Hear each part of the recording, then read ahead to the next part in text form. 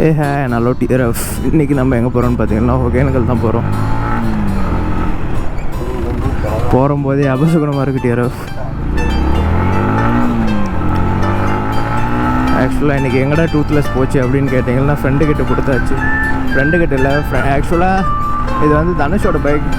அவன் சடனாக வரதில்லைன்னு சொல்லிட்டான். ஸோ அதனால் அவன் பைக்கை வாங்கிட்டு வந்துட்டான். டைம் வேறு ஆகிட்டுருக்கு.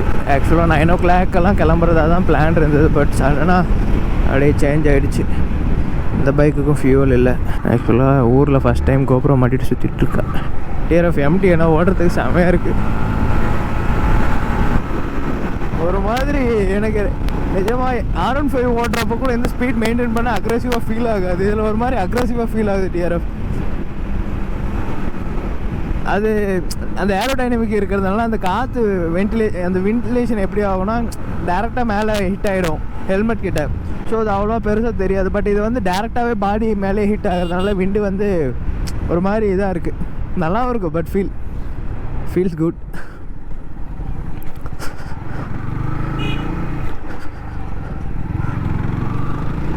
ஆக்சுவலாக அது இல்லாமல் ஃபஸ்ட் டைம் பைக் வாங்குறப்போ எம்டிக்கு தான் கொட்டேஷன் போட்டேன். ஆனால் இப்போ மாதிரி அப்போல்லாம் வந்து எடுத்த உடனே டெலிவரி கொடுக்கல. ஏன்னா ஓவர் டிமாண்டாக இருந்துச்சு. ஒரு 1 month 1.5 month அந்த மாதிரி. அவங்க அதுவும் என்ன சொன்னாங்கன்னா 3 மாதமாக ஒருத்தங்க வெயிட் பண்ணிகிட்டு இருக்காங்க. ஸோ நான் பைக் வந்து அவங்களுக்கு தான் கொடுக்க முடியும் அந்த மாதிரிலாம் சொன்னாங்க. பட் நான் பைக் எடுத்து ஒரு 2 மாதம் கழித்து பார்த்தா எல்லா ஷோரூம்லேயும் எம்டி அவைலபிள் ஆகிடுச்சு. ஓகே நமக்கு. பட் ஆனால் R15 ஆனது மோர் கம்ஃபர்டபுள். இவ்வளோ இந்த வென்டிலேஷன்லாம் இது வரை நான் ஃபீல் பண்ணதில்லை. பட் ஆனால் இந்த ஸ்பீடே எனக்கு ரொம்ப ஓவராக தெரியுது. பட் ஆனால் அதில் அவ்வளோ ஸ்பீடு போனாலும் பெருசாக தெரியாது. நம்ம வாங்க போவோம். போய் முன்னாடி பெட்ரோல் போடுவோம். இந்த சைடில் இப்போல்லாம் ரோடு எக்ஸ்டெண்ட் பண்ண ஆரம்பிச்சிட்டாங்க. இங்கேயும் 4-way வரும்னு நினைக்கிறேன். பார்ப்போம். மேபி ஃப்யூச்சரில் தான் தெரியும். டிஆர்எஃப் இங்கேருந்து ஒகேனக்கலுக்கு 62 kilometers தான். ஸோ ஒரு 1 hour to 1.5 hours அதிகபட்சம், அவ்வளோதான்.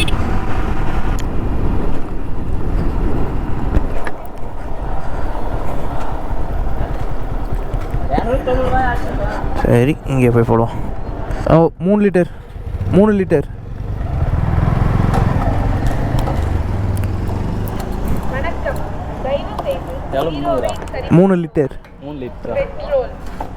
நன்றி. மீண்டும் வருக.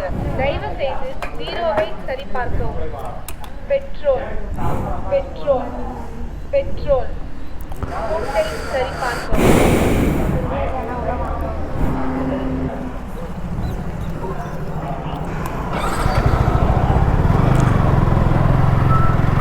எங்கே அவங்க போயிட்டாங்களா?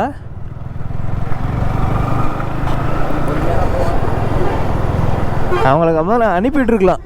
எங்கே இருக்குது பாரு. எங்கே இருக்குது யார் எங்கே ஏண்டா சொல்ல மாட்டேடா? நான் பார்க்காம தானே சுற்றிட்டுருக்கேன். எங்கடா இருக்கான்? இரு தலைமையிலே வச்சு கூட்டு போகிறான். சோத்தை தான் திங்கிறீங்களா இல்லை வேறு ஏதாவது திங்கிறீங்களா ப்ரோ? ஒரு ஹெல்மெட் வாங்கிட்டு வர சொன்னால் இவ்வளோ நேரம் பிடிக்கிட்டா இருந்தீங்க. வண்டி தான் அரேஞ்ச் பண்ண முடியல. லாஸ்ட் டைமு ஏன்டா ஹெல்மெட் வீட்டுக்கு அட்லீஸ்ட் 1 hour வச்சுருப்பாங்க. அதுக்கு அவங்ககிட்ட சொல்லியிருந்தாலே எடுத்துகிட்டு வந்திருப்பான். அதுதான் பாரு. சரி வா போகலாம். இவன் தான் சொன்னான் ஹெல்மெட் தானே வாங்கி வச்சிட்றான் அப்படின்னா. பெட்ரோலுக்கு நீ காசு கொடுக்காத, அவனை போட சொல்லு. டிஆர்எஃப் தண்ணி பழம் சாப்பிட போகிறோம். எவ்வளோன்னு கேளு. எவ்வளோ? 20-யா? வண்டி ஒழுங்கா போனால் வாங்கிக்கலாமா? நீ ஓட்டுற பார்த்து கூப்பிட்டு அவனை. நீ முன்னாடியே போ. நீ எனக்கு முன்னாடி போடா. சொல்கிறான் அவனா. போடா. ஐயோ படுத்துறானுங்களே. பையன் தீயா ஓட்டிகிட்டு இருக்கான். பின்னாடி உக்காந்துட்டு போகிற ஒரு ரியாக்ஷன் தான் எனக்கு அல்டிமேட்டாக இருக்கு. இன்னைக்கு என்னெல்லாம் பண்ண போகிறானோ. அவங்க வேற முன்னாடியே போயிட்டாங்க.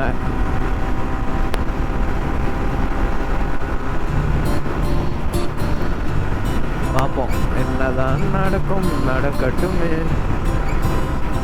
ஆனால் இப்படி போகிறதும் ஒரு மாதிரி நல்லா தான் இருக்குது. ஆனால் ஒரு சிலவனை விட்டு போகிறத நினச்சா தான் கொஞ்சம் சங்கடமாக இருக்குது. டிஆர்எஃப் ஒகேனக்கல் இங்கேருந்து 43 கிலோமீட்டர்ஸா?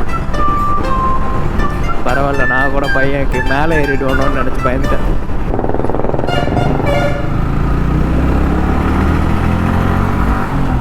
வந்துட்டோம், போயிட்டு குளிச்சுட்டு வரேங்க. இந்த மாதிரி பரதேசி பசங்களெல்லாம் முதல்ல கூப்பிட்டு வராதுங்க. ட்ரிப்பு மயிருன்னு கூப்பிட்டானுங்கலாம் வந்துடாது. ஒவ்வொருத்தங்களும் ஒவ்வொரு டேரக்ஷனுக்கு போயிட்டுருக்காங்க. ஆயில் மசாஜ் இங்கே ரொம்ப ஃபேமஸ். ஆயில் மசாஜ் பண்ணுறது தான் பண்ணிக்கோங்க. ஹோட்டலே சாப்பிட்டுக்கலாமா? இந்த இது மட்டும் எடுத்து வச்சுட்டு பாருங்க. இதுதான் எடுத்துக்கலாம்.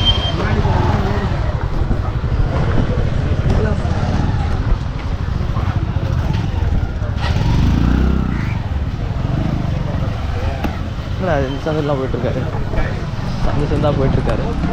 முன்னாடி போகிறது யார்? முன்னாடி போகிறதா? முன்னாடி அதுக்கு முன்னாடி இன்னொருத்தன் போகிறான் பாரு. போட்டிங் நிறைய இருக்குது. ஆயில் மசாஜ் தண்ணி வருது ஓரளவுக்கு பரவாயில்ல.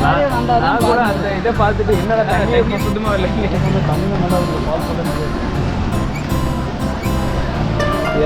ஒகேனக்கல் தண்ணி நல்லா போயிட்டுருக்கு.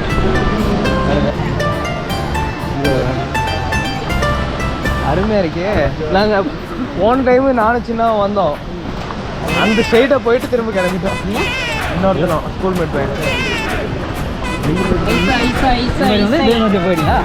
அப்படியே அந்தாட்ட அங்கே முன்னாடி எங்கள் கோயிலில் இருக்கும்ல, அங்கே பார்த்துட்டு அப்படியே கிளம்பிட்டோம். இது வரவே இல்லை.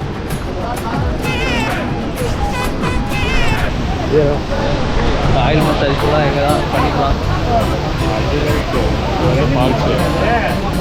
இது வாட்டர் ஃபால்ஸா? நம்ம வாட்டர் ஃபால்ஸ் பார்த்துட்டு அந்த சைடு ஃபுல்லாக வாட்டர் ஃபால்ஸாக இருக்குது. பார்த்தாலே தெரியும் நினைக்கிறேன். அந்த பக்கம் எப்படி போனாங்க தான் தெரியல.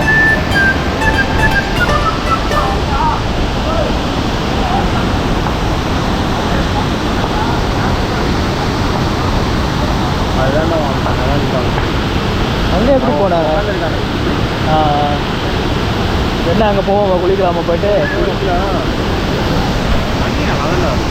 எதுக்கு உன்னை கூப்பிட்டு வந்த கூட? போட்டில் போகிறதா சொல்லுதுன்னா எப்படி ஃபால்ஸு சாரல்லே போய் நினைஞ்சிட்டு இது உள்ளே தான் வரும். இது உள்ளே போயிட்டு ஃபால்ஸு உள்ளே போய் எல்லாம் சாரெல்லாம் நினைஞ்சிட்டு வந்துட்டு அப்புறம் கூட நீங்கள் குளிச்சிக்கலாமா? எவ்வளோ போட்டிங்? போட்டிங் வந்து 2 இடம் இருக்குது. உங்களுக்கு எது வேணுமோ நீங்களே போய் டிக்கெட் வாங்கிக்கிறது தான். கர்நாடகா ஃபுல்லாக சுற்றி பார்க்குற மாதிரி இருந்துச்சுன்னா அது வேறு. நீங்கள் கவர்மெண்ட் தமிழ்நாடு மட்டும் அனுப்புகிற மாதிரி இருந்துச்சுன்னா அது வேறு. உங்களுக்கு எப்படி வேணாலும் டிக்கெட் வாங்கிக்கலாம். அந்த மாதிரி தான். இப்போ எப்படின்னா கர்நாடகா உள்ளே போனால் குளிக்கிற மாதிரிலாம் இடம் இருக்குது. அங்கே போயிட்டீங்கன்னா நீங்கள் எவ்வளோ நேரம் வேணால் டைம் ஸ்பெண்ட் பண்ணிட்டு வரலாம். தமிழ்நாடு கவர்மெண்ட் அனுப்புகிறதா இருந்தால் போய் எல்லா இடம் காமிச்சிட்டு மட்டும் வந்துடுவாங்க. 1 மணி நேரம் 1.25 மணி நேரம் ஆகும், அவ்வளோதான். அந்த மாதிரி அங்கே குளிக்கிற மாதிரி இருந்துச்சுன்னா வாட்டர் ஃபால்ஸ் வேணுன்னா வாட்டர் ஃபால்ஸ் இருக்குது. சினி வாட்டர் ஃபால்ஸ்னு சொல்கிறாங்க இல்லையா, அது தலைமையில் அப்படியே தண்ணி விழுவும். நீங்கள் அப்படியே ஜாலியாக என்ஜாய் பண்ணி விளையாடுற மாதிரி இடம். அங்கே போட்டில் போகிறவங்க மட்டும் தான் இருப்பாங்க. இது மாதிரிலாம் க்ரௌடு கஷ்டம்லாம் இருக்காது. அந்த மாதிரி லொக்கேஷன் இருக்குது. இல்லை மணல் மேட்டில் குளிக்கணும், நாங்கள் ஸ்விம்மிங் பண்ணி குளிக்கிறோன்னு சொன்னீங்கன்னா அங்கே ஒரு மணல் இருக்குது. அந்த மணல்கிட்ட விட்டுட்டு நாங்கள் சேஃபாக அங்கே கூடயே இருப்போம். நீங்கள் அந்த மணல்லையே ஸ்விம்மிங் பண்ணி விளையாடுற மாதிரி விளையாடலாம். அது நீங்கள் எடுத்துக்கிற டைமு. அப்புறம் ஷூட்டிங் எடுத்த எல்லா லொக்கேஷனும் போட்டில் பார்த்துட்டு வந்துடலாம். அப் அண்ட் டவுன் ஒரு 1.5 கிலோமீட்டர் போயிட்டு வரும்.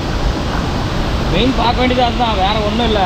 இப்போ நீங்கள் அப்படி போகிறேன்னு வச்சுக்கவே போய் எங்கள் சாரல் உழுவுது இல்லையா, அந்த சாரல்லாம் பூரா நிலஞ்சிருவீங்க. அதெல்லாம் முடிச்சுட்டு அப்புறம் கூட நீங்கள் ஜாலியாக குளிச்சிக்கலாம். ஃபோட்டோ எல்லாம் பூரா எடுத்துடுறீங்க. எடுத்துகிட்டு அதுக்கு பின்னாடி குளிக்கிறது மாதிரி குளிக்கலாம். இல்லைண்ணா எங்களுக்கு குளிக்கிற வேண்டாம், சுற்றி மட்டும் காமிச்சிக்கணும் விடுங்கன்னா சுற்றி மட்டும் காமிச்சிக்கணும். எவ்வளோ டிக்கெட் வரும்? டிக்கெட்டு வந்து ஒரு போட்டுக்கு வந்து 1500 ரூபா. ஃபுல்லாக எல்லாம் ரவுண்ட் பண்ணிட்டு வரதுக்காக கவர்மெண்ட் அனுப்புறது. நீங்கள் கர்நாடகா அடிஷ்னல் ப்ளஸ் எல்லாம் இந்த நயாகரா வாட்டர் ஃபால்ஸு, ரோஜா, ராமன் மூவி எடுத்த இடம்லாம் வேணுன்னா அது கர்நாடகா. அதுக்கு வேணாலும் அது பேசிட்டு போகலாம். அந்த மாதிரி இவர் கவர்மெண்ட் அனுப்புறது வந்து 1 மணி நேரம் டைம். இப்போ எல்லா இடம் கன்ஸ்ட்ரக்ட் டிரான்ஸ்ஃபர்மேஷன் ஏதாவது தெரியுதா? 6 பேக் தெரியுது. என் தலையோட பாரு. போஸ்ட்